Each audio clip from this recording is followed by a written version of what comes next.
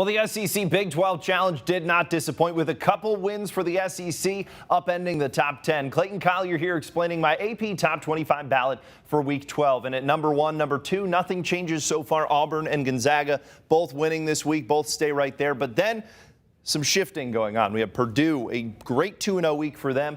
They top Ohio State and get a road win against Iowa. They have Minnesota and Michigan ahead. They move up to number 3 in my ballot. But here's what I'm talking about. Kentucky at number 4, a dominating win over Kansas in Lawrence. They get Alabama Saturday in Tuscaloosa. But in the meantime, they're jumping all the way up to number 4 in my ballot. UCLA also with a massive win in the Pac-12, 3-0 week, and topped it with one from over number 3 Arizona. The Bruins now have beaten Villanova, Marquette, and Arizona as well. Arizona, by the way, will get the rematch against UCLA. I dropped them down to 7 in my ballot. This upcoming Thursday, they get them in Tucson, so a chance at redemption there. Baylor falling to Alabama. They didn't have their leading scorer. Their starting point guard was playing hurt in this one, so I moved them down to just number 6 after this. But Baylor, 3 losses in January so far. That's hurting them.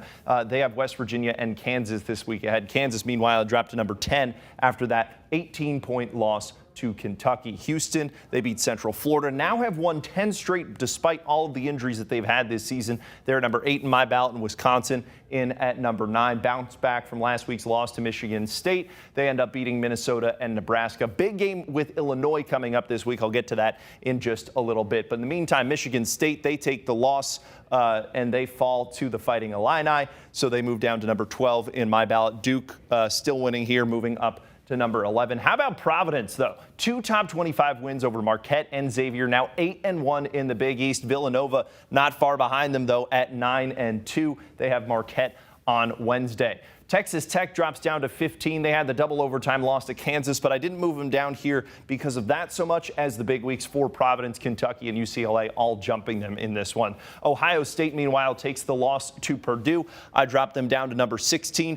UConn just keeps winning in the Big East. Another 2-0 week for them. They have Villanova on Saturday. That one will be a marquee matchup. Marquette, meanwhile, split the week, beat Seton Hall, lost to Providence. They go down to 18. Illinois, I was talking about it before, now 8-2 in Big Ten after the win over the Spartans. They are tied with Wisconsin for first in the Big Ten. They will play for the number 1 spot Wednesday night in Champaign as well. USC takes another loss. They drop down to 20 right now after they lost to Stanford. Arizona State and Arizona this week. They may need both to stay in my ballot for next week. That's the case for the Trojans. How about Murray State? Another 3-0 week. They've now won 10 in a row.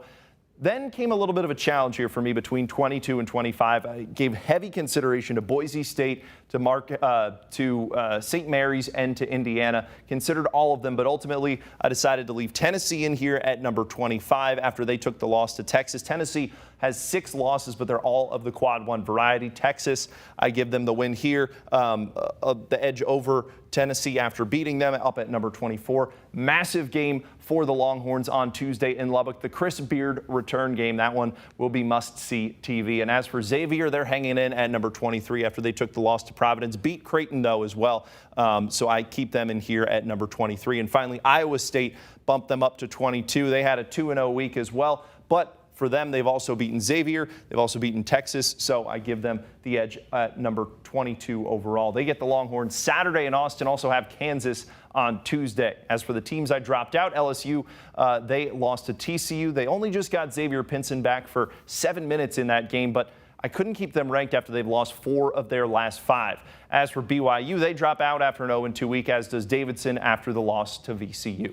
Have a comment? Let me know on Twitter at Clayton J. Collier. I'll be back next week with my ballot explainer.